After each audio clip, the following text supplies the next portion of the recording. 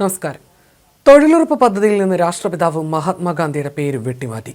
തൊഴിലുറപ്പ് പദ്ധതി പൊളിച്ചെഴുതാനുള്ള VBG Ramji bill Lok Sabha പാസാക്കി. പ്രതിപക്ഷത്തിന്റെ ശക്തമായ എതിർപ്പ് മറികടന്നാണ് ബില്ല് ലോക്സഭ പാസാക്കിയത്. മഹാത്മാഗാന്ധിയുടെ പേര് മാറ്റുകയല്ല ചെയ്തതെന്നും പുതിയ പദ്ധതിയാണെന്നും ശിവരാജ് സിംഗ് ചൗഹാൻ സഭയിൽ പറഞ്ഞു. പ്രതിഷേധത്തിന്റെ ഭാഗമായി പ്രതിപക്ഷം ബില്ല് വലിച്ചു കീറിയെറിഞ്ഞു.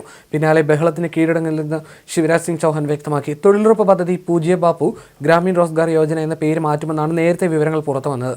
ഇതിനെ BJP നേതാക്കൾ പരസ്യമായി സ്വാഗതം ചെയ്യുകയും പ്രതിപക്ഷം എതിർക്കുകയും ചെയ്തിരുന്നു. എന്നാൽ പേര് മാത്രമല്ല, വികസിത Bharat guarantee four Rozgar and Aajeevika mission എന്ന പേരിൽ പദ്ധതി മൊത്തത്തിൽ പൊളിച്ചെഴുതുകയാണെന്ന് പാർലമെന്റിൽ അവതരണത്തിന് മുന്നോടിയായി ബിൽ MPമാർക്ക് ലഭിച്ചപ്പോഴാണ് വ്യക്തമായത്. VBG റാംജി എന്നാവും പദ്ധതിയുടെ ചുരുക്കപ്പേര്. നേരത്തെ 100% പദ്ധതി വിഹിതവും കേന്ദ്ര സർക്കാരാണ് നൽകിയിരുന്നതെങ്കിൽ പുതിയ നിയമത്തിൽ വടക്കുകിഴക്കൻ സംസ്ഥാനങ്ങൾക്കും ജമ്മു കാശ്മീർ, ഉത്തരാഖണ്ഡ്, ഹിമാചൽ പ്രദേശ് എന്നീ സംസ്ഥാനങ്ങൾക്കും 10%വും മറ്റെല്ലാ സംസ്ഥാനങ്ങൾക്കും കേന്ദ്രഭരണ പ്രദേശങ്ങൾക്കും 40%വും ബാധ്യത വരും.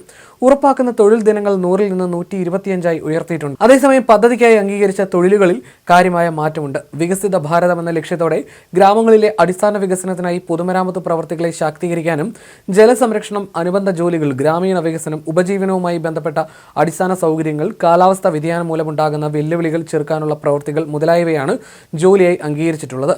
പ്രധാനപ്പെട്ട കാർഷിക സീസണുകളിൽ പദ്ധതി പ്രകാരം തൊഴിൽ നൽകാൻ പാടില്ലെന്നും കർഷക തൊഴിലാളികളുടെ ലഭ്യത ഉറപ്പുവരുത്താനാണിതെന്നും ബില്ലിൽ പറയുന്നു. അപേക്ഷിച്ച് 15 ദിവസത്തിനകം തൊഴിൽ നൽകിയില്ലെങ്കിൽ വേതനത്തിന് അർഹതയുണ്ടായിരിക്കുമെന്നും ബില്ലിൽ വ്യവസ്ഥയുണ്ട്. കേന്ദ്ര ഗ്രാമീണ റോസ്ഗാർ കൗൺസിലാണ് പദ്ധതിയുടെ മേൽനോട്ടം വഹിക്കുക. നേരത്തെ ഗ്രാമീണ വികസന മന്ത്രാലയമായിരുന്നു മേൽനോട്ടം. പദ്ധതിയുടെ ബാധ്യത സംസ്ഥാനങ്ങളുടെ മേൽ അടിച്ചേൽപ്പിക്കാനാണ് കേന്ദ്ര സർക്കാർ നീക്കമെന്ന് പ്രതിപക്ഷം വിമർശിച്ചു. ഡിസംബർ 19 ബില്ലിനെതിരെ രാജ്യവ്യാപക പ്രതിഷേധം സംഘടിപ്പിക്കുമെന്ന് കർഷക തൊഴിലാളി യൂണിയനുകളുടെ സംയുക്ത വേദി അറിയിച്ചിട്ടുണ്ട്. പ്രാദേശിക ജില്ലാ സംസ്ഥാന ദേശീയ തലങ്ങളിൽ പ്രതിഷേധം നടത്തും. കർഷകരും തൊഴിലാളികളും സ്ത്രീകളും വിദ്യാർത്ഥികളും ഉൾപ്പെടെ ആയിരക്കണക്കിന് ആളുകൾ പ്രതിഷേധത്തിന്റെ ഭാഗമാകുമെന്നും നേതാക്കൾ അറിയിച്ചു. ബില്ലിന്റെ പേരിൽ പ്രശ്നമുണ്ടെങ്കിലും അതിനേക്കാൾ വലിയ പ്രശ്നം അതിന്റെ ഉള്ളടക്കത്തിലാണെന്നും അഭിമാനത്തോടെ ജീവിക്കാൻ ഭരണഘടന ജനങ്ങൾക്ക് നൽകുന്ന അവകാശത്തെ തകർക്കുന്നതാണ് ബില്ലെന്നും CPI നേതാവ് ആനി രാജ പറഞ്ഞു. തൊഴിലുറപ്പ് പദ്ധതിയിലെ മാറ്റം കാരണം കേരളത്തിനുണ്ടാകുന്നത് പ്രതിവർഷം 1600 മുതൽ 2000 കോടി രൂപയുടെ വരെ അധിക ബാധ്യതയാണ്. നിലവിൽ പദ്ധതി ചെലവിന്റെ 90% നൽകുന്നത് കേന്ദ്രമാണ്. അത് 60% ആകുമ്പോൾ സംസ്ഥാനത്തിന് വലിയ ബാധ്യതയാകും. കഴിഞ്ഞ വർഷം തൊഴിലുറപ്പ് പദ്ധതിക്കായി കേന്ദ്രം നൽകിയത് 4838 കോടി രൂപയാണ്. കേരളം മികച്ച നിലയിലാണ് പദ്ധതി നടപ്പാക്കുന്നത്. ദേശീയതലത്തിൽ സംസ്ഥാനങ്ങളുടെ മൊത്തം വരുമാനത്തിന്റെ ശരാശരി 53%വും കേന്ദ്ര വിഹിതമായിരിക്കെ കേരളത്തിൽ 25%. തനത് വരുമാനം കാര്യമായി ഉയർത്തുന്നതിനാലാണ് സംസ്ഥാനം പിടിച്ചു നിൽക്കുന്നത്. UPA സർക്കാരിന്റെ പദ്ധതിയായാണ് ഗ്രാമീണ തൊഴിലുറപ്പ് പദ്ധതി നടപ്പിലാക്കിയത്. കേന്ദ്ര സർക്കാരാണ് ഈ പദ്ധതിയുടെ മുഴുവൻ സാമ്പത്തിക ബാധ്യതയും വഹിച്ചിരുന്നത്.